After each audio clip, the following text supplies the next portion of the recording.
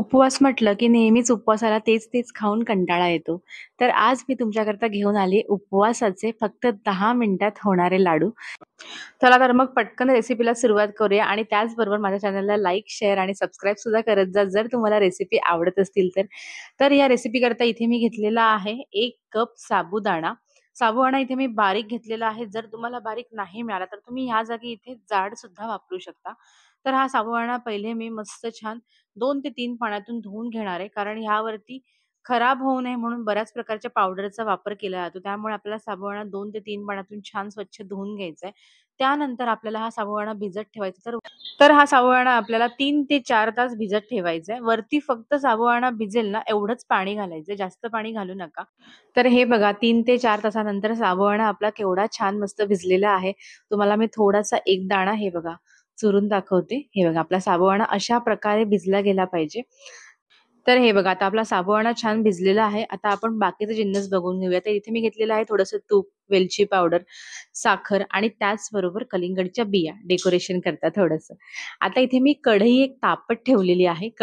कढईमध्ये आपल्याला थोडंसं तूप घालून घ्यायचंय. जेणेकरून त्यामध्ये आपल्याला थोड्या ह्या बिया आहेत ना, या थोड्याशा अशा परतवल्या गेल्या पाहिजे. जास्त तूप घालायचं नाही, नाहीतर मग आपल्याला त्या बिया काढायला त्रास होईल. तर हे बघा मी 1 मिनिटाकरता या बिया अशा छान मस्त थोड्याशा तांबूस होईपर्यंत परतून घेते. त्यानंतर आता इथे आपल्याला त्याच सेम कढईत लगेचच 2 चमचे एवढं तूप घालून घ्यायचं. इथे मी साजूक तूप घेतलेलं आहे. तूप छान गरम झालं की त्यामध्ये आपल्याला भिजवलेला साबुदाणा घालून घ्यायचा आहे आणि साबुदाणा कंटिन्यू आपल्याला स्लो गॅसवरती असंच परतवायचं आहे. थोड्या वेळाने तो साबुदाणा ना अगदी असा चिकट होत जातो. म्हणजे तुम्ही बघू शकता कढई पण एकदम जड लागते आणि साबुदाणा बऱ्यापैकी चिकट होऊन थोडासा असा ट्रान्सपरंट होतो. तर हे बघा आता आपला साबुदाणा बऱ्यापैकी इथे चिकट झालेला आहे. हे बघा केवढा घट्ट असा गोळा झालेला आहे आणि आता हा बऱ्यापैकी ट्रान्सपरंट झालेला आहे. हे बघा. आता ह्यामध्ये आपल्याला ह्या स्टेजला घालायचे साखर. तुम्हाला आता हे घट्ट असा एकदम गोळा वाटत असेल, पण साखर जशी-जशी मेल्ट होईल ना, म्हणजे वितळेल, तसं-तसं ना हे एकदम असं पातळ होणार आहे आपलं बॅटर. तर हे बघा आपलं साबुदाण्याचं बॅटर जे आहे ते बऱ्यापैकी इथे बघा पातळ झालेलं आहे. तुम्ही बघू शकता इथे. आता इथे मी घालते थोडीशी वेलची पावडर, त्याचबरोबर थोडासा फूड कलर. तुम्ही तुम्ही हा फूड कलर नाही घातला तरी सुद्धा चालेल, म्हणजे असेही लाडू वळले तरी सुद्धा चालतील. पण फूड कलरने थोडंसं लाडू असा सुंदर आणि छान असा एकदम मार्केटसारखा दिसतो. तर हे बघा इथे फूड कलर घातल्याच्यानंतर आपल्याला पुन्हा एकदा हे बॅटर आहे ना, आता कंटिन्यू असं मिक्स करत जायचंय जोपर्यंत हे बॅटर पॅन सोडत नाही तोपर्यंत. आणि शक्यतो आहे ना, जाड तळाचीच कढई घ्या. आता माझ्याकडे दुसरी कढई आहे, पण त्याच्यामध्ये मी दुसरी रेसिपी बनवलेली आहे म्हणून ती त्यामध्ये सगळं ते सारण टाकलेलं आहे. त्यामुळे मी ही कढई घेतली. आता हे कढईतलं बॅटर आहे ना, मी दुसऱ्या कढईमध्ये ट्रान्सफर करते आणि हे बघा अशा मध्ये-मध्ये ना, या गाठी आपल्याला ना अशा मोडत जायच्यात. जेणेकरून आपला लाडू असा एकदम एकसारखा आणि अशा गाठीमध्ये लागणार नाही, सुंदर असा लागेल. तर हे बघा आता हे बॅटर जे आहे ते आता मी दुसऱ्या कढईमध्ये इथे ट्रान्सफर केलेलं आहे.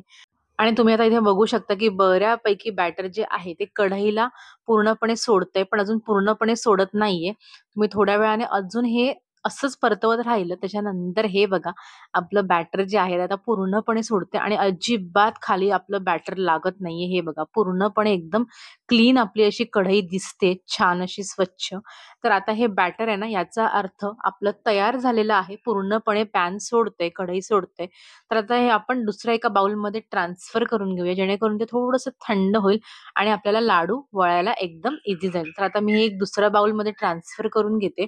आता ह्यावरती आपल्याला घालायचे कलिंगडच्या बिया. ह्या एकदम ऑप्शनल आहेत. जर तुमच्याकडे नसेल तर तुम्ही नाही घातलं तरी सुद्धा चालेल.